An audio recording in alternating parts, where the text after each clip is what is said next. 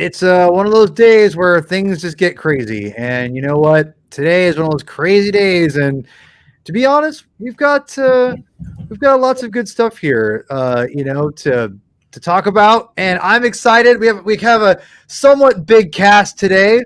But one person just kind of dropping in to say hi, but the council has added yet another person, so I'm very excited. Everyone, welcome back to Spider-Man Council. Woo! We made it through another month, and I have a brand new Javel. Is that Gavel. Oh God, guys, it's been a long day. Great start. Thank Nico. Thank you. I mean, you're not wrong.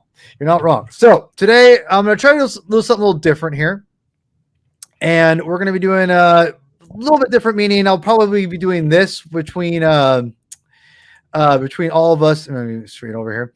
Sorry, Chris. There we go. Ooh. I'll be doing this, and when it's time for me to log into the new Gavel, we'll move on that way. Okay. But anyway, thank you for joining us. If you haven't already liked the video or flipped the video, as our friend Andrews likes to say, I really appreciate it. Today, we've got a really exciting show. We've got a really, really awesome topic of going over the first 20 issues of the JMS Straczynski. James Michael Straczynski Spider-Man run. And it's really exciting because this is a run that we've talked a lot about, a lot of us amongst ourselves and everything. So yes, lots of exciting things to do here. And I'm a little out of it because it's been a little crazy, guys. So everyone just bear with me on this one. So today, really quickly, before I know, Zach, don't worry. I'd be remiss to not have Zach say hello before he couldn't make the whole show. But Zach, go ahead and say your piece. And we're going to miss you, buddy. But go ahead and say your piece for these 20 issues for JMS. Oh, for me, I mean, this was such a paradigm shift. And, Javi can also attest to this because he was reading at the time, because this is around the time we started, interacting, me and Javi back in the day. But the JMS run is a game changer, and especially with today's news of Quesada leaving Marvel. I didn't even know that. Yeah. Wow. He is leaving Marvel today. He announced that this afternoon, I think. And so wow. That we're talking about this, because without Joe Quesada, this run doesn't never happen. Yeah. And so JMS's run, the 2002 era of the 2000 through 2002 era of Spider-Man is just such an incredible moment in time, because you had the reboot and the kind of, a lot of people talk about the JMS era, but the end of the reboot really was issue 20 of Peter Parker Spider-Man when Jenkins came on. But you got to think, JMS had his run on an ASM. You had Paul Jenkins doing a Peter Parker at the time, so you had two very different writers on Spider-Man, and it's just this run is probably this era of JMS is probably top 5 runs of all time. I mean, it's really one of the best. Of Spider-Man or of the character?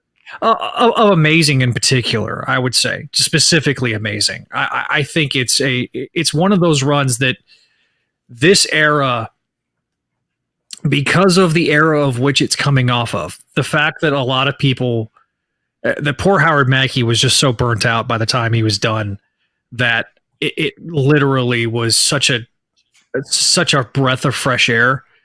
I felt like that Ramita stepped his game up.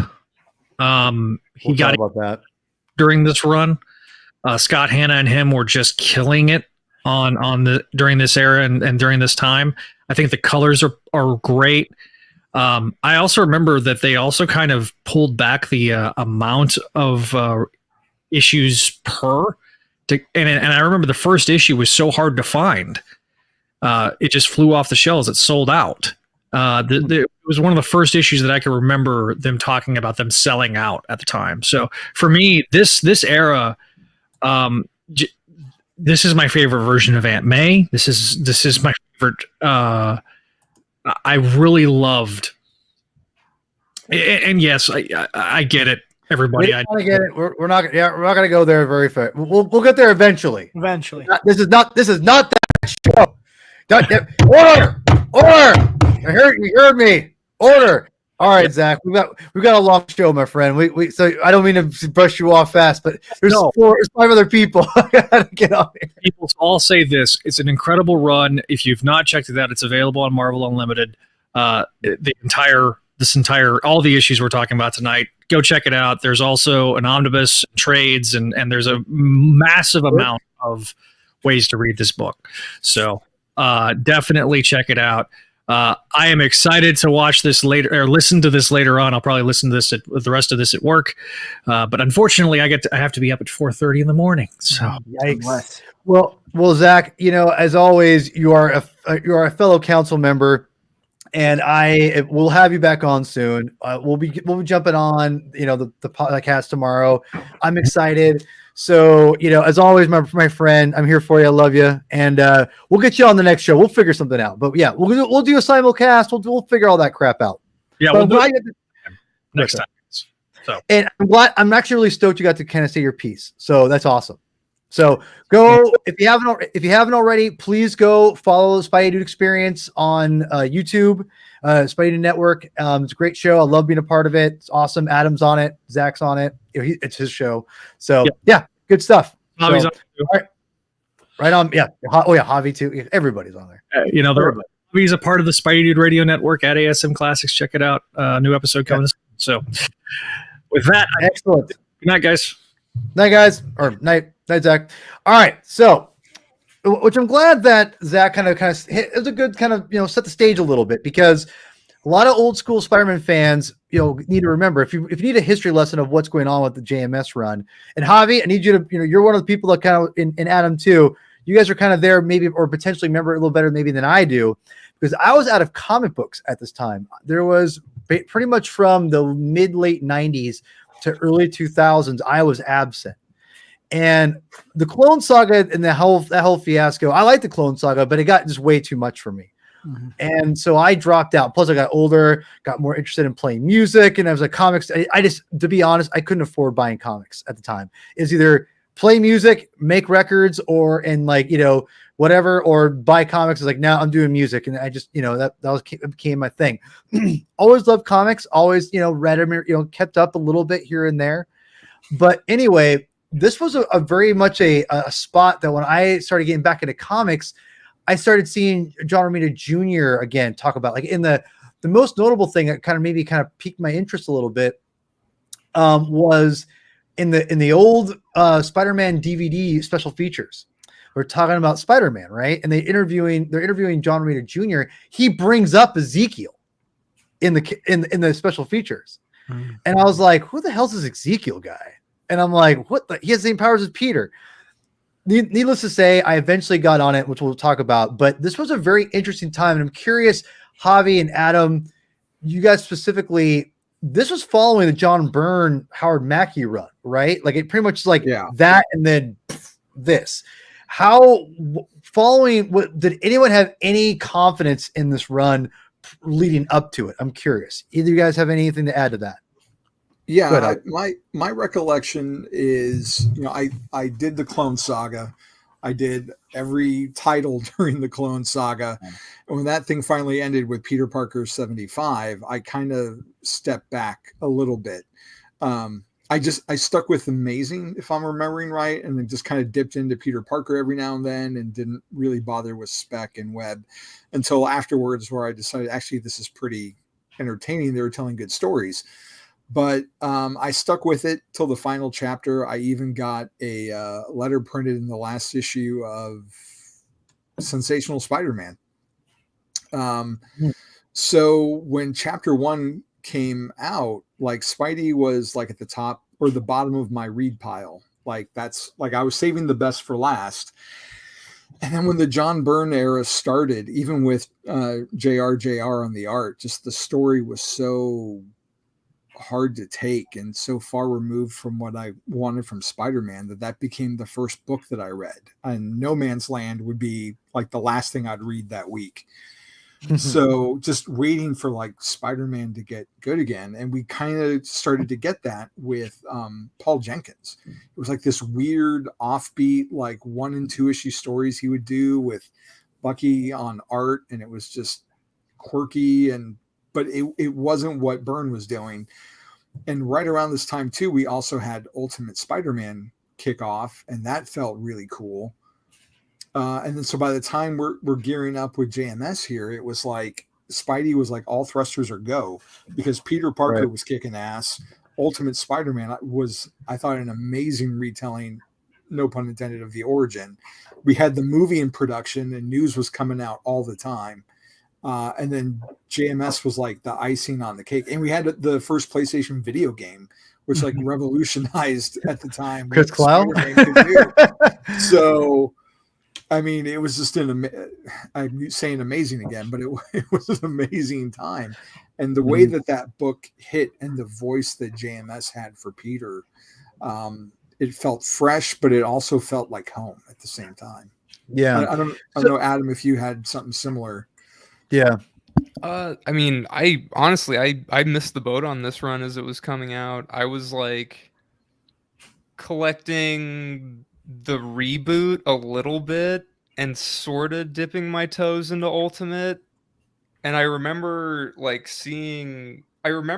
being at, I think it was Walden Books at the time. I remember seeing the second trade cover with the Kari Andrews cover where, you know, Peter's looking back with the mask. I remember seeing that, and that like caught my eye, but I never actually, you know, got into the run. And my collecting was spotty around then, like Paul, sort of. I was kind of more into back issues at the time, just finding whatever back issues I could find. Yeah, that's so where.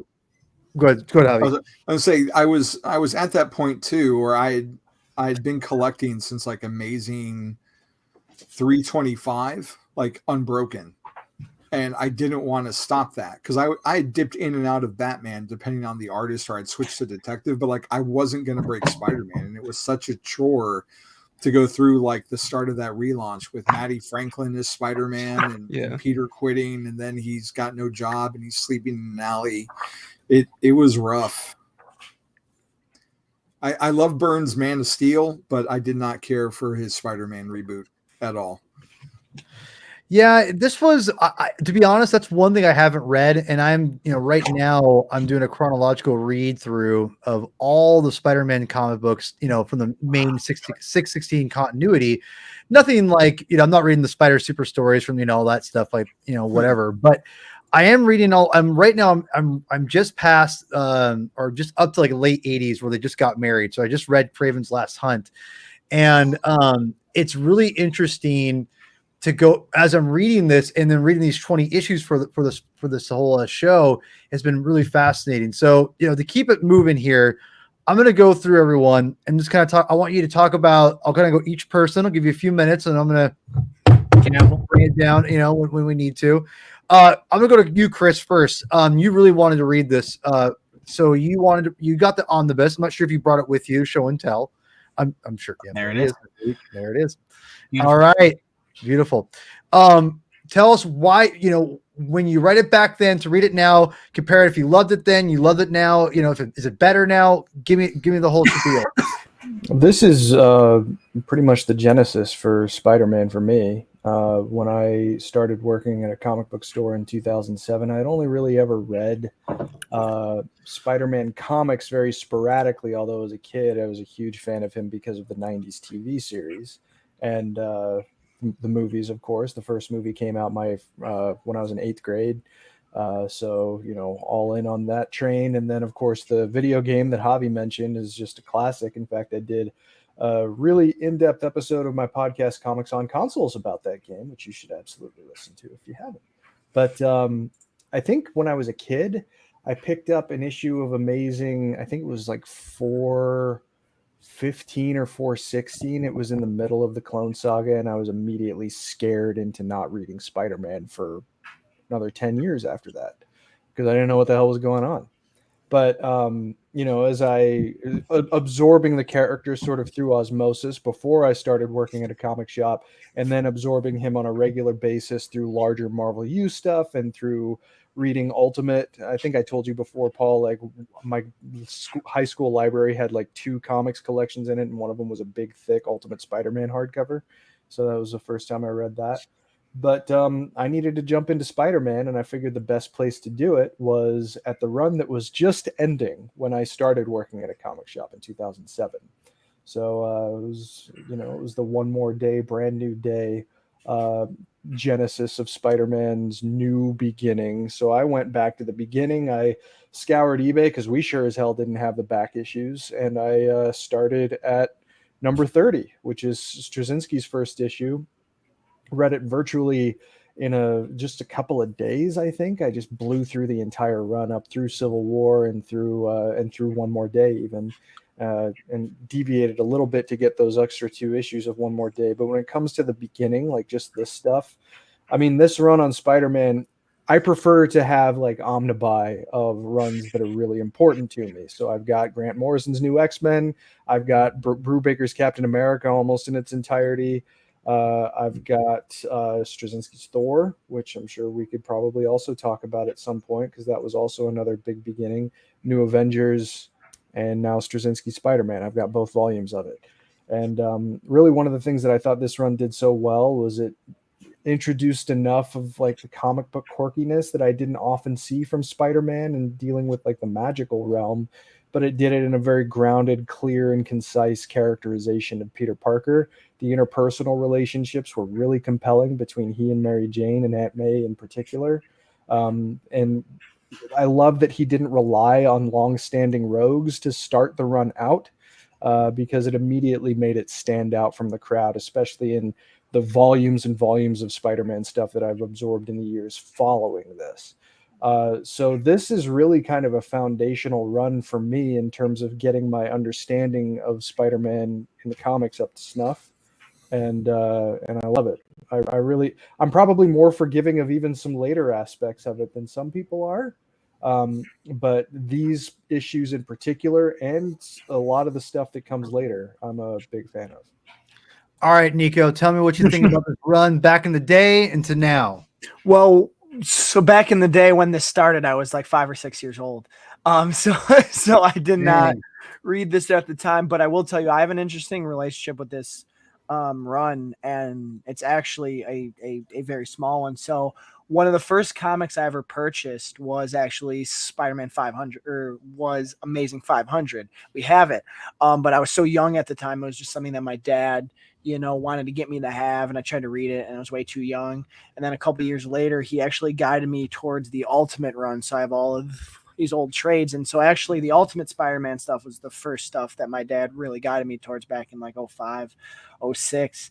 But then when I really started diving into Amazing Spider-Man comics when I was old enough, 11, 12, is right when Civil War was happening. The first Marvel comics I read live, got them off the shelf, went to the shop with my dad, was the Civil War stuff, which, it is what it is. I really enjoyed it at the time. And then the Back in Black story is one of my favorite stories ever. I'm super biased to it because it was like my first time I got to read the Black Suit, which is, as you all know, my favorite thing in the world, but I got to read something that was modern with it.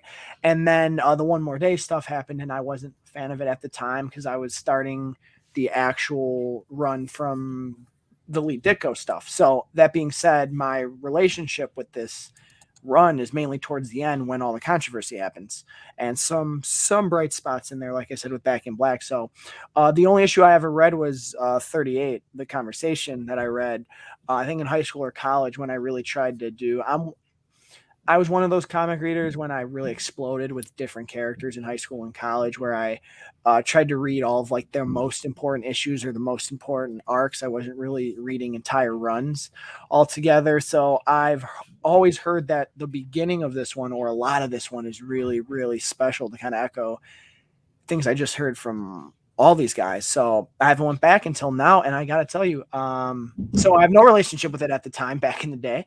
But right now I had a pretty good time with it. I'll admit the first couple, like 31 through 35, I wasn't necessarily into the magical stuff and the whole idea of, where his powers actually came from. I won't lie to you. But then from the 9/11 issue on, and when more of that storytelling comes back, was awesome.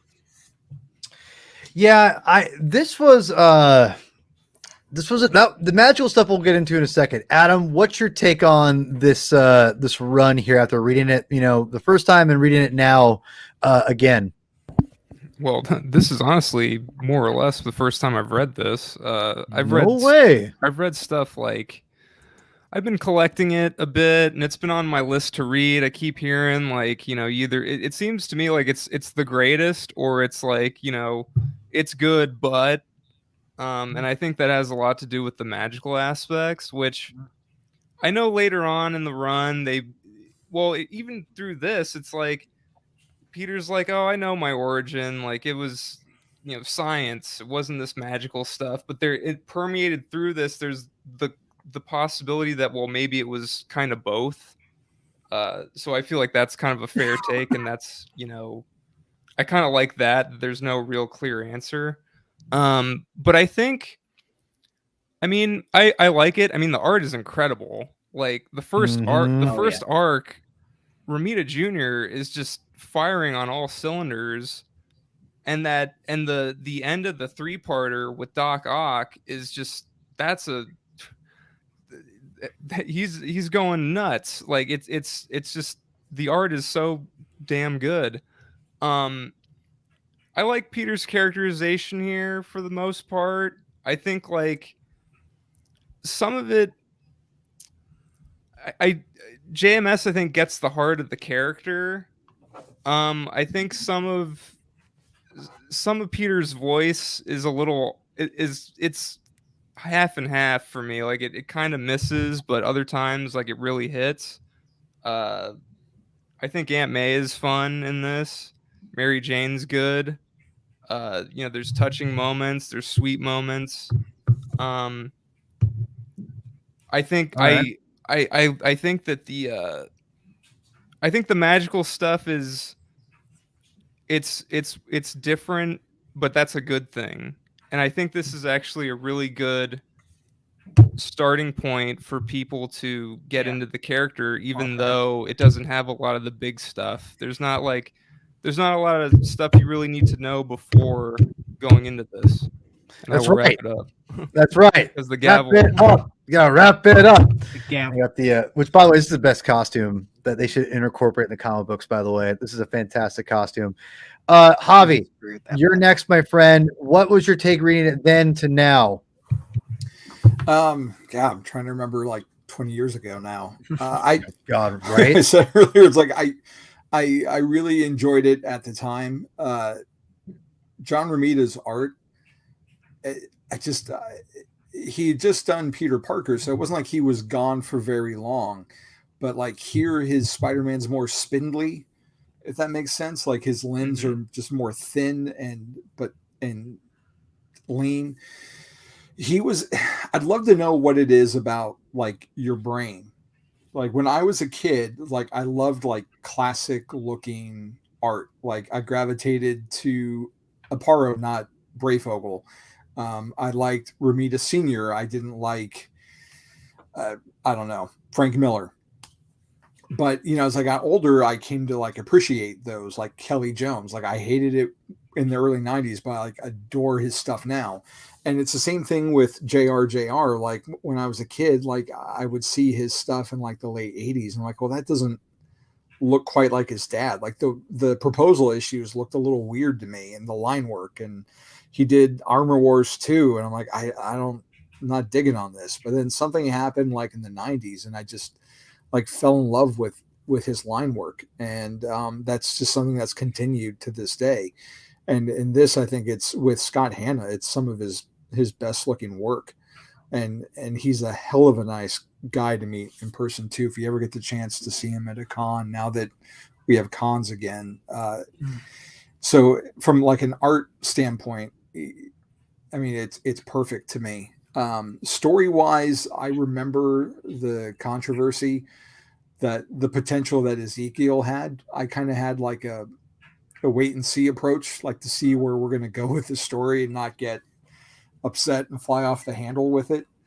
And that proved to be, pretty good take on it, because at the end of the day, as you go through like this volume that we read, it's not decided. It's, chicken or the egg, like which thing really matters. It really doesn't matter at all, because Peter's still Peter, and that it doesn't matter if it was science or mysticism that gave him those powers. He's still Spider-Man. It doesn't change who he is. So rereading it now, it held up for me remarkably well. And it was a fun trip back and remembering all the angst of, Peter and Mary Jane's relationship, and just how well all the characters were realized as people. Like, he resuscitated Aunt May. Like, there was no good reason to bring her back after ASM 400. And she didn't do anything but continue to be that caricature that we knew of her.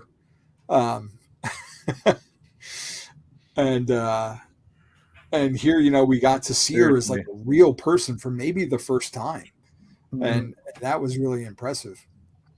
And to Zeddy's point down on the screen, I was actually working on that today, trying to publish my notes from the last show on spideydude.com, and just got inundated with work and couldn't finish in time to have it up by the episode. But hopefully this week I'll have my original pitches up on spidey-dude.com with a link to that episode.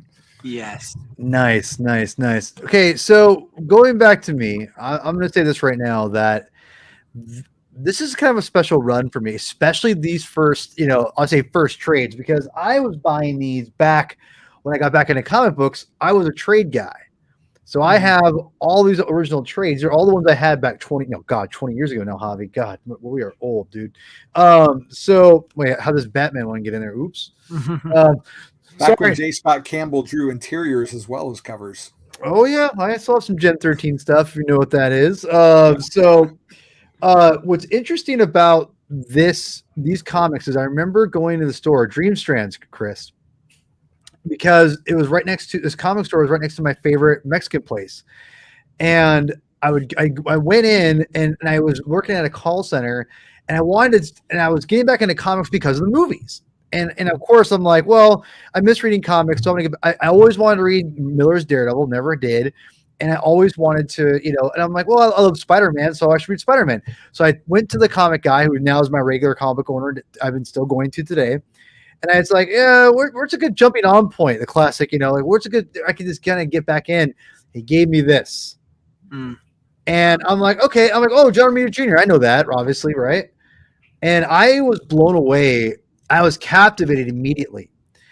And I just kept buying them to a point where I was realizing they were building up to something, and it was right around when New Avengers was getting back together, and they brought Spider-Man in. I'm like, okay, I'm gonna go back to reading comic books again. But I'm only gonna pick up Spider-Man and New Avengers.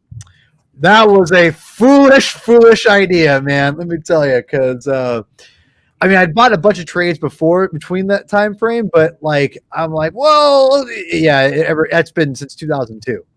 2003 or 4. Yeah, it's been crazy. So I have a very special affection for this comic books. What's crazy is I haven't read these in 20 years, but I've always loved them. And rereading them again was really special. And one thing I forgot was and you guys all kind of echoed it, is just how good this art is, man. It's pretty electric. Art is just ridiculous. I mean, everyone likes to rip on John Romita Jr. and I don't think he's lost that much of a touch. I think his work is a little bit not maybe his line work isn't as great, but his storytelling is always there. And I feel, and as someone like myself who's seen his comic books evolve over time, and he's always talked about he's tried to improve as a storyteller.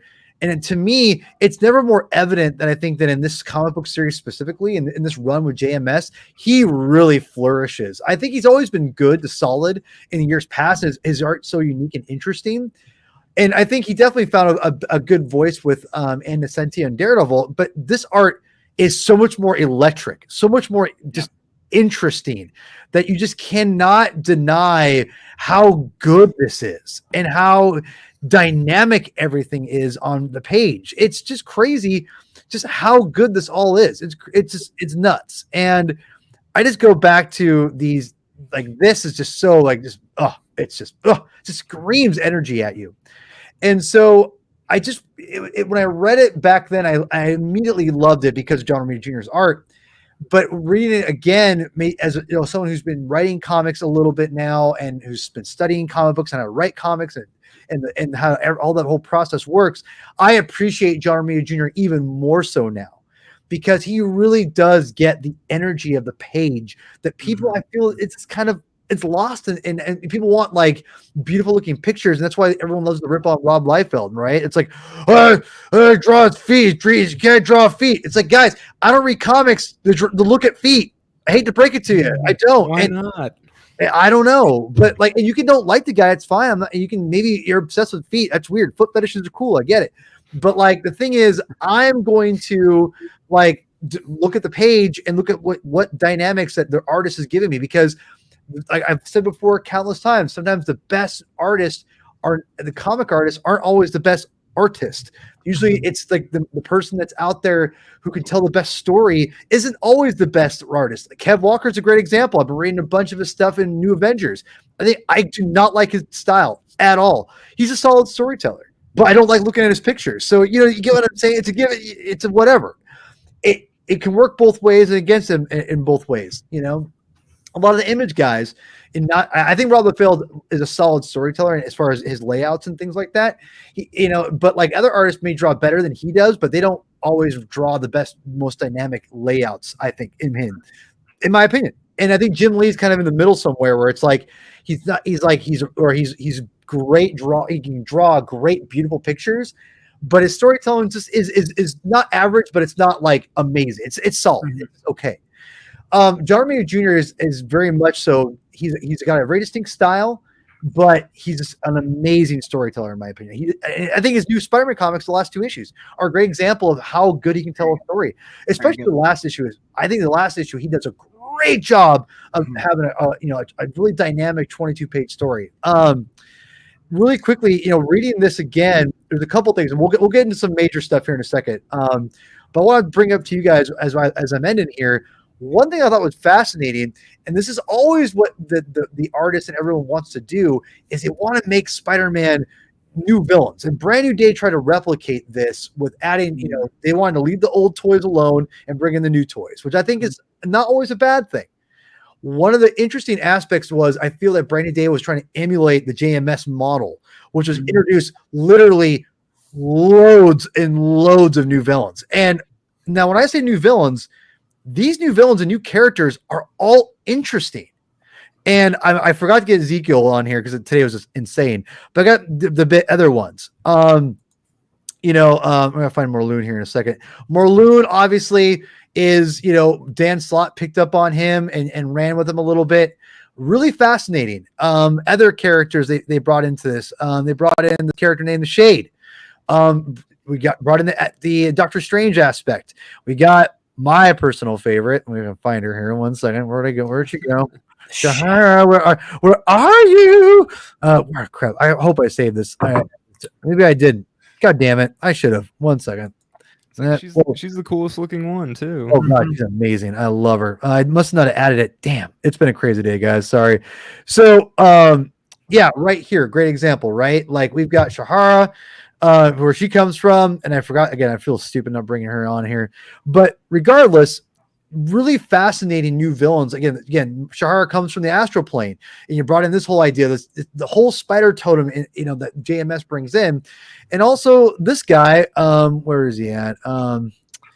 Where is he? Gosh darn it, you gotta find him. There he is. Dr. Octopus Jr. Has he even showed up recently? I don't know. Carlisle. Yeah, I mean, it's really interesting that he brought in all these new different characters and villains and aspects and then made it completely fresh. And Brand New Day tried to emulate this idea, and I think had mixed results. Whereas I think, in my opinion, JMS I thought did a phenomenal job of introducing all these new aspects and characters. Chris, as someone new reader at the time when you read this, were these all new to you, knowing they were new, or do you think like, oh, these are really cool, like you added in the mythos? Oh no, I knew they were new. Just because being as embedded in the world of superheroes as I was, I mean, Spider-Man has one of the greatest rogues galleries in all of comics, arguably next to Batman. Although you could say in some respects he might outdo Batman's, but no, I mean, I knew from the outset that there was just a totally new flavor to the kinds of themes that Straczynski was trying to play with through the villains, and by providing a different kind of a threat. I mean, at the end of the day, the most memorable runs on classic characters that stick out the most to me are the ones that are the most unique. There are creators that do the quote unquote classic kinds of stories like Batman versus the Joker, or Superman versus Lex Luthor, or Spider-Man versus the Green Goblin, or Doc Ock. They do those really well, but there are only so many different kinds of permutations that you can absorb before things start rhyming a little bit more familiarly, and where things might start to run together. They're still great stories and they're fun to absorb, but does that really push it to the level of an all-timer now? It can happen, but the likelihood is lesser that it will. So when you take a classic character and you drop him into really unfamiliar circumstances, or you try to do things with the opposition that is very unique in comparison to what the other legacy of the character is playing with, then that, to me, at least in my mind, has the potential to rise to the level of an all-timer. Grant Morrison's X-Men jumps to mind. Grant Morrison's Batman jumps to mind. Their theme there. Straczynski's Spider-Man is absolutely the case with that. And that's just one of the reasons why. There's all sorts of new, different, unique characters and forces for him to go up against. And it's really pretty unique in the character's legacy. Yeah, I loved what he was able to do here. Javi, as a Spider-Man fan, what was your take on the new characters initially? I really enjoyed them. And I was thinking about that as Chris was talking about story, like, and I'm not saying this in a way to knock on what came after this run and those who worked on it, but there was a sense of danger and threat that Moreland had in this initial story arc, like where you were really concerned for Spider-Man. And I don't feel I got that same sense of dread reading like Spider-Verse and Spider-Geddon, especially when there were more of them. You would think having more would up the threat level. And even though they were killing other spider people, it never hit me in the same way. I guess kind of like Venom, like those early Venom stories that McFarlane and even Larson did resonated differently than, all the work that came after as you got more used to the character. So for me, they were a welcome breath of fresh air, because even though you had someone new like Shathra and Moreland and Carlisle, you still had the familiar with the original Doc Ock mixed in. So he had a really great balance of old and new. Well said. I'm not sure where Paul is, but I'll take it from here. I'll take Yeah, it from go here. for it. The one thing that I really liked about the new characters is they really gave the story a sense of threat and really high stakes. I think a lot of the time, when you keep bringing back the same villains over and over, there's a certain level of expectation that comes with it, or anticipation. Like, okay, I love Craven, I love Electro so much, right? I hope they use them well. I hope they use it in a really memorable story. And then I think you start to prejudge, or you judge the story based on, how well they use the villain. So at least for me, reading this and seeing a lot of these characters for the first time, or at least experiencing them through Peter for the first time, the story is really high stakes and it does feel fresh. I like that word. Someone used that word. And because I didn't know them, made them scarier. And because they were coming from this idea of the totem and everything, it made it a lot more intimidating, because I didn't know where that was going, and I didn't know where it was going to push Peter. So sometimes I feel like new characters get brought in, especially nowadays. It feels like for a gimmick, and they don't really serve the story that well. They just feel like they're there. This is an example where all these characters really push the narrative forward significantly, and there was no level of anticipation or bias towards the villains to make me think one way or another. There's Paulie's back. Well, yeah, sorry, Chris, I sent you a message. No, it's cool. I'm running around focused, like crazy. man. I'm And you're focused. focused. You're focused. No, Nico, you said something really, I think, touched on something here, and what Brand New Day, which which much to Javi's chagrin here. Sorry, Javi, but I actually enjoy Brand New Day than you do. I understand it's not perfect by any means, but the one thing that Nico, I thought brilliantly said, man, that's why I love you having on the show. You break it down, is that these characters all serve a purpose for the narrative, kind of, pushing Peter, forward. They're not just thrown in there to be like, hey, like, let's just throw some new villains in for the, I almost said the F of it, but the hell of it, right?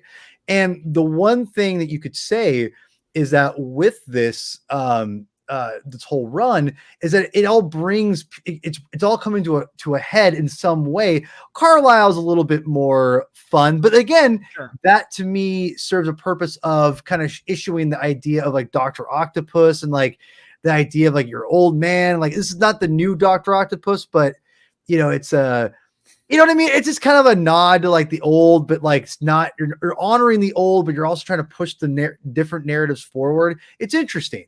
So with all that, I think that's what makes this different, Javi and Nico, compared to Brand New Day, because Brand New Day was just throw new characters because we want to throw new characters into it. And good. Something that Nico made me think of was like they came at Spider-Man differently than we'd seen before. Mm-hmm. I mean, yeah, Carlisle was Doc Ock, but he didn't have the same motivations, and it put Peter into a different dynamic where he was actually not exactly teaming up with Ock, but they kind of had similar purposes. And with like Shathra, like no one went after Peter in that way where they were attacking him in that level to where it hurt Aunt May and it hurt Mary Jane just with words. Like we hadn't really seen. The Goblin didn't do anything like that. Venom didn't do anything like that. He was just nice to Aunt May and helped her fold the laundry. So like this was like a different twist on how someone would go after Spider-Man. Yeah, and one of the things that I, and again, I Adam, I'm curious what you think. Would you agree that like Brand New Day was more just kind of let's just do it for to do it, opposed to, or is this is more of a let's do it to push an overall narrative going forward? I mean, I'm not really a Brand New Day expert, but here we go. We all can't be perfect, I guess. But what I can say about the JMS stuff is, yeah, I agree with everyone that these villains do seem dangerous, like, and they're new, they're unpredictable. We don't know really what to expect. Maybe the most we know what to expect with is Doc Ock shows up, but it's like, well, is he gonna help Peter out, or is he just gonna hang him out to dry? Which he basically does. But yeah, I mean, I agree with all you guys. Like, they all bring something new to the table, stuff we haven't really seen before. I like, and there's character growth. Like at the end of the Carlisle story, Aunt May has a realization that, oh, I can handle this. Actually, I didn't think I could, but I can, because I was there, and Peter made it through, and it's all very compelling stuff. I don't know. Yeah, it's one of the things that I think that I tend to really love about this run, and we're kind of arriving to not quite the wrap up time, but we're getting close to it.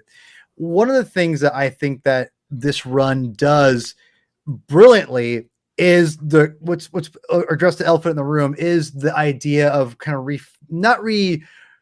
you're almost deconstructing the origin of Spider-Man, and there's a lot of danger in that. I feel if you do that today, people would riot. Yeah. Back then, people were just not really. To be fair, comics were just kind of, just the bankruptcy just happened. They're just getting out of, everything is just kind of, no one really cared about comics at the time. As far as Spider-Man, like, the internet existed obviously and was starting to boom, but it wasn't quite like no one really cared that much. And when JMS came in, to be honest, guys, I love this aspect of the character. I am, as a huge Spider-Man fan, I loved it. And I'm curious how everyone kind of perceives that, because they've kind of like shoved it to the back, a little bit like the other, and which we'll eventually get into that eventually. But I love this aspect of the character, and I wish they'd go back to it more, in my opinion, because I think there's a way you could maybe go back and not rewrite it, but kind of retcon a little bit, maybe fit it a little bit better. Because I think with Silk, with Ezekiel's origin and her, that they're tied together now. There's a lot you could do with these characters and this idea. I think you should bring Ezekiel back, to be honest. I love Ezekiel. And I think there's with Ben, with Chasm, whatever his name is, I think there's a lot of cool stuff you could do with this, because, back in the Craig Kyle, or no, Yost, what's his name? Last name was Yost. He did a great Spider run. And he addressed the whole other aspect that, that they kind of just shoved away from Spider-Man. So I personally love it. I'm curious how you all think about it. Nico, I'm going to go with you next, man. What's your take on the Spider Totem?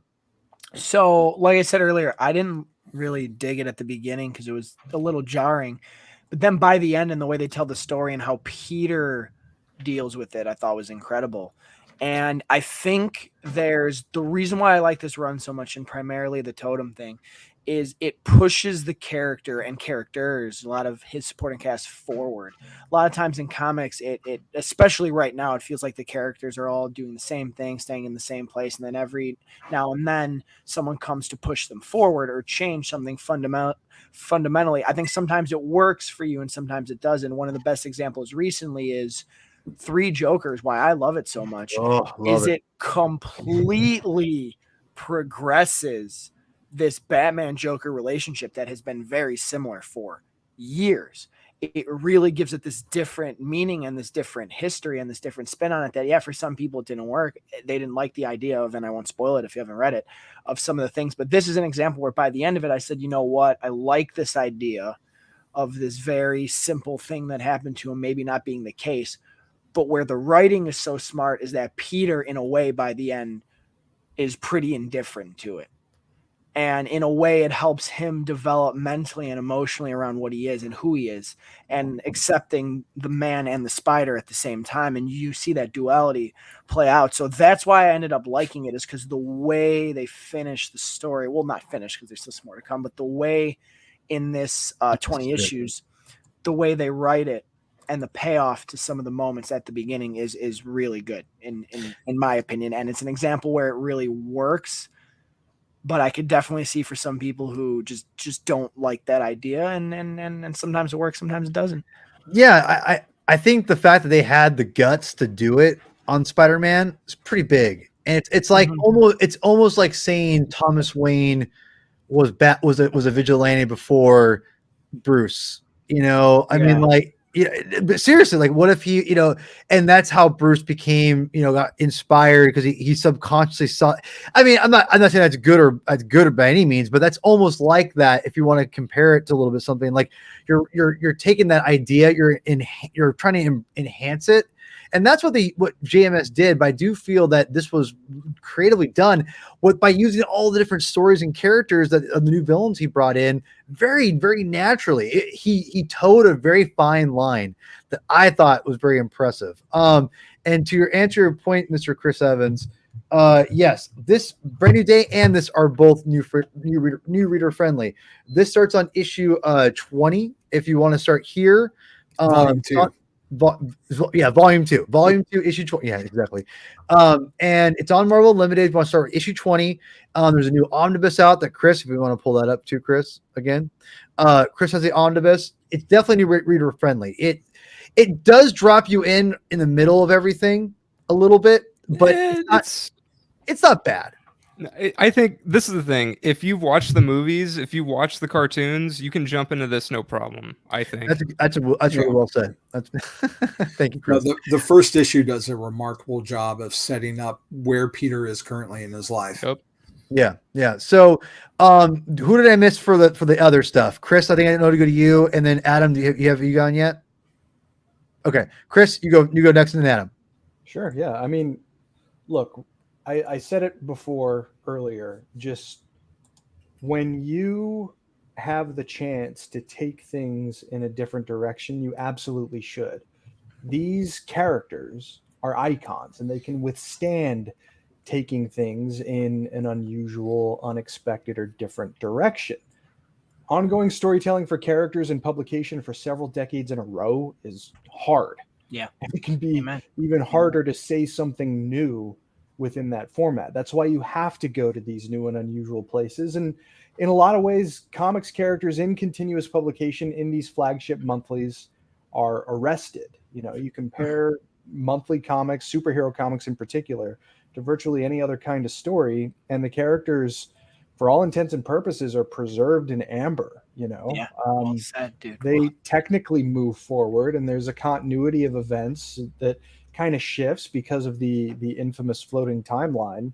But 9 times out of 10, the characters in status quo inevitably go back to first position to make way for the next creator.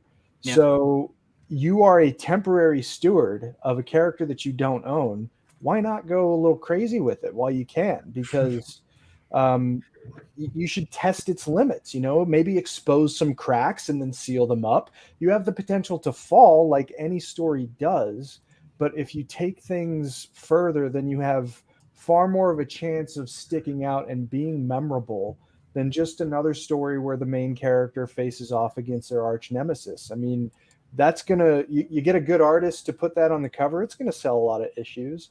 But if you really want to try and test the character's limits and maybe even reinforce why people love them as much as they do, then you should get weird with it sometimes.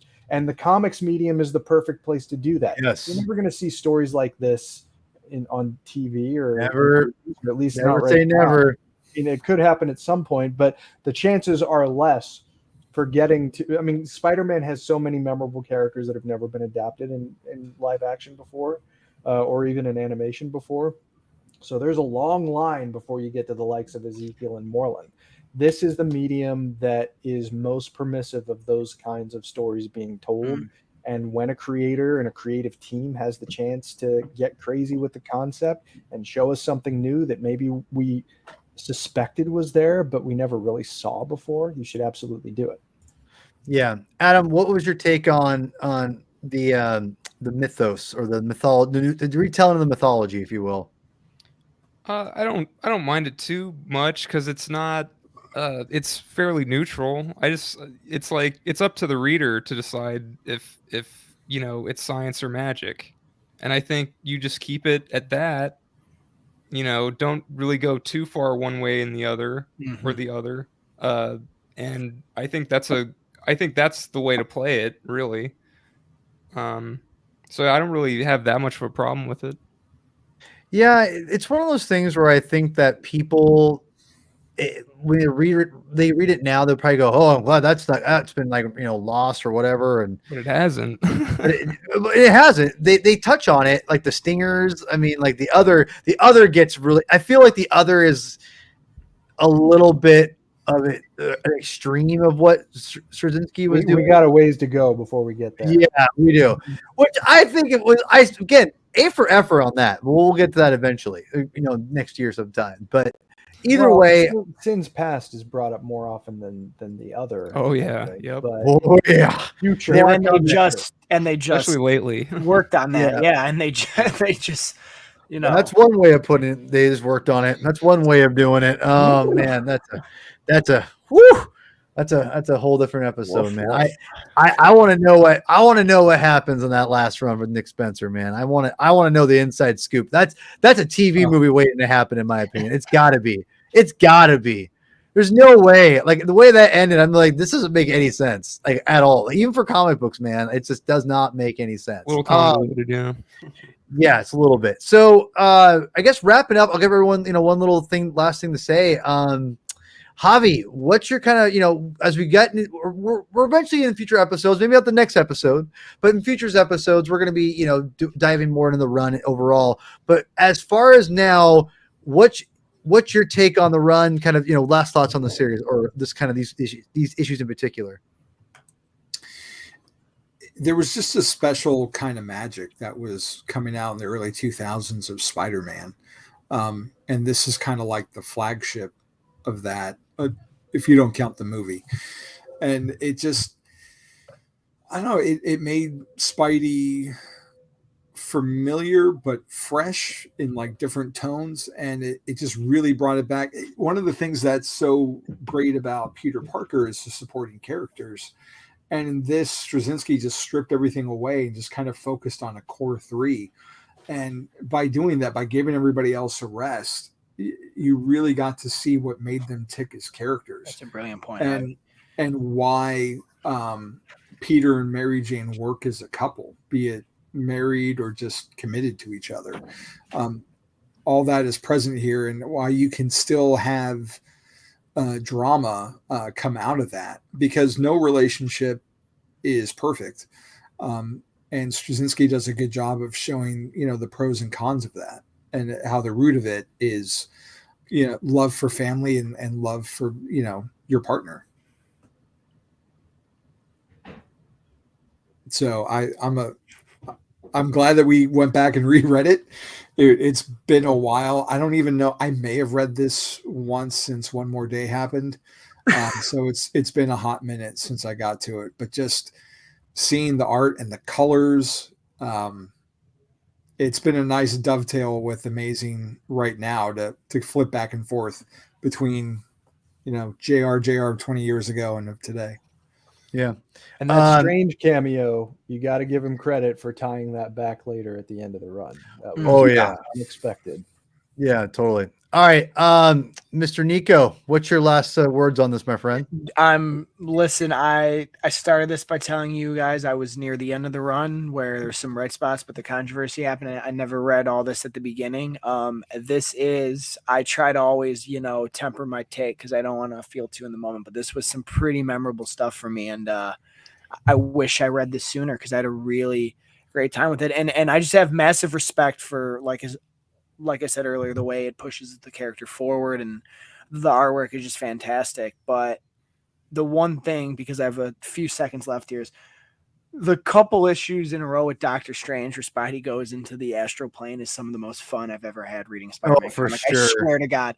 And he writes the humor very well at times too, especially like when Jennifer wanted him to just say that he's Spider-Man, because she just wanted to hear him say it. I'm like, that made me, I was having such a ball, primarily in the middle of here. And shout out to them. I've never read that 9/11 issue, and it was pretty inspiring, to say the least. So I'm very glad we did this, and I can't wait to keep going and talk about it again, because I definitely want to have more of a positive takeaway from it, because my biggest takeaway is the ending, which I don't like. So which we'll get there. We'll get there eventually. But the ending isn't all JMS either, No, I know. 100%. Yeah, it wasn't all his on his shoulders. Mr. Adam, big deal. Yeah, exactly. Well said, both of you guys. Adam, what's your take on this? Reading this for the first time, it sounds like. It's a great introduction for the character. Well, great. I guess your mileage may vary on great, but I think like I said, if you're more multimedia, like video games, the cartoons, the movies, I think you can jump into this no problem. It's a little different, but I think, like we've said, that can be a good thing. The art is incredible. The characterization is solid. It's definitely memorable. Awesome. And I would recommend it. Yeah. No, the art is just ridiculous. Mr. Clow, what is your take on this run after buying the huge omnibus? I'm assuming it justifies your purchase. Well, yeah, I mean, I have all of the issues, but I wanted to have it in that collected form so that I could revisit it without having to dig through a bunch of boxes, because I like it enough to want to check in on it from time to time. I think that this version of Peter Parker really does enforce the perceptions that I have even now about what constitutes a correct portrayal of the spirit of his intestinal fortitude and his drive. The stuff with Moreland, that's a masterclass in showing the resolve of Peter Parker. Yeah. And I think that any Spider-Man fan who hasn't checked this run out should do so. I mean, it's absolutely worth looking at how it steered the ship for a decent amount of time, and there's a lot of really interesting stuff that happens in it that very well may not happen ever again in terms of exploring the character in this way, or at least not for a very long time. So to me, it's a nigh on definitive run on Spider-Man. And if you haven't read it for whatever reason and are inclined to, check it out. Yeah, and I'm with you, echoing everybody. These 20 issues are fantastic. I think the run for the most part is good.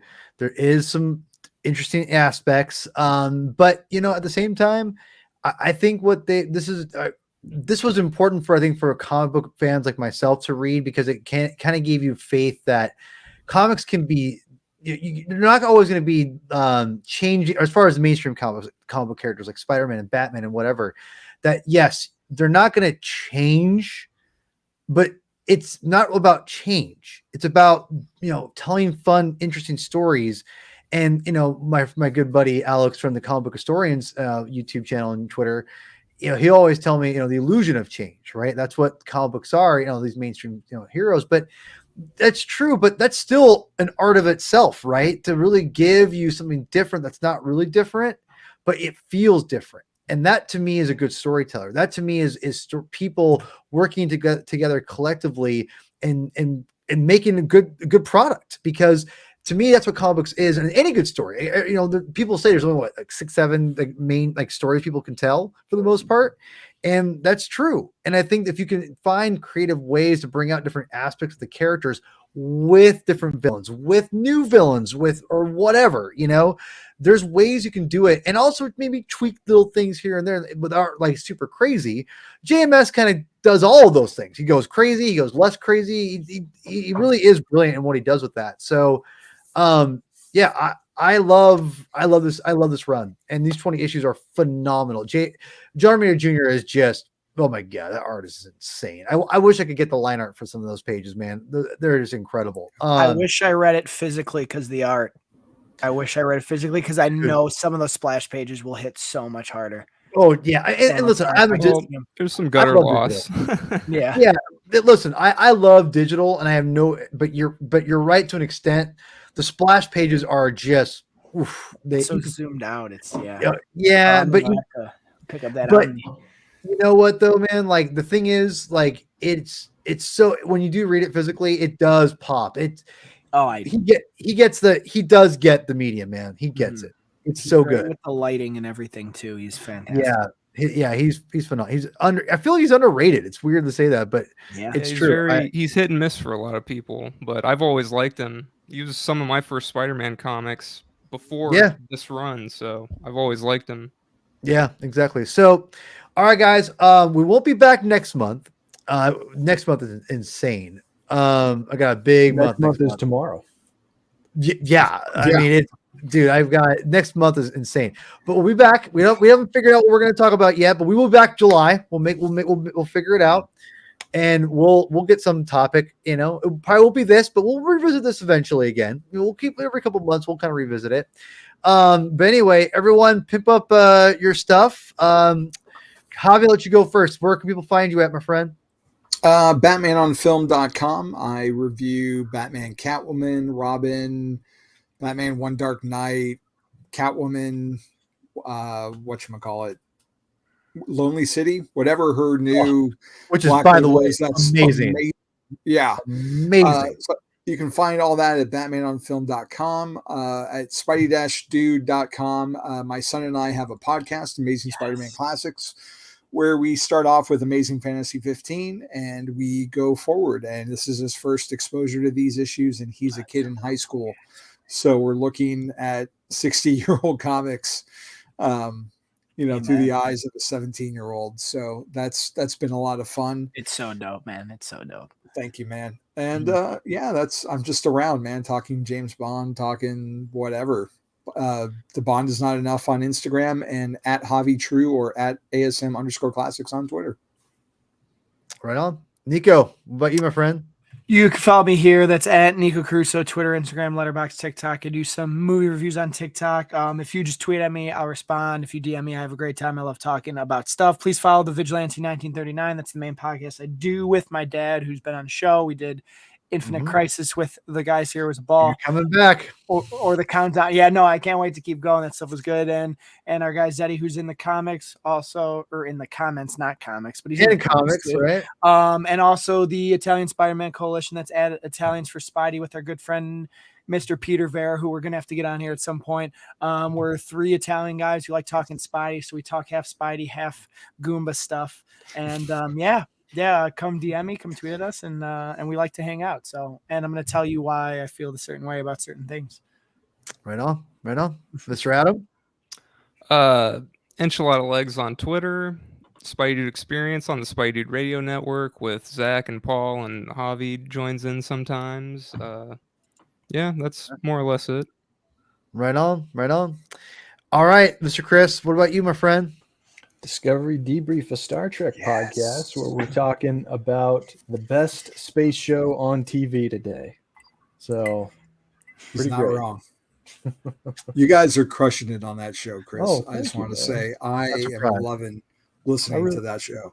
I really appreciate it. Thanks, man. No, it's a lot of fun. There's a lot of great material to talk about, so it makes it all the better. Check that out if you haven't, and then whatever shenanigans Paul has cooked up for me, he just kind of points and I say, okay, when and where. And I'm telling you guys, next month is insane. We've got Rocketeer, we've got the continuing the Final Crisis with Nico and his dad. We've got I'm not kidding you, almost 30 issues of Doctor Strange we'll be going over with Alex from Comic Book Historians. So I said, Alex, which writer are you doing? Which one are we not doing is probably the next one. I mean, we're basically doing the initial lead Ditko stuff. Then he goes into, I think, Roger Stern. Because I just read a lot of the Roger Stern stuff via he does a little bit. Masterworks were a lot of fun. Yeah, he does he gave us a little bit of that. But I told him, I'm like, this is kind of like my blank spot. Doctor Strange is not a character I know a ton about. Never read a ton of his comics. He was okay, bro. Straczynski's. He did a Doctor Strange run? He did a 6-issue mini that redid his origin. Oh, I'll have to read that. No, I've not. But yeah, Alex was like, all right, bro, that's what we're gonna do. And I'm like, okay, all right, let's do it. So it's a lot. It's a lot. Chris can back me up on this. So lots of fun stuff there. It's gonna be crazy. But yeah, follow us on Twitter at Binge Comic, and then on Instagram as well. And lots of great stuff. And Chris, why don't you take us out, my friend? Read more comics. All right.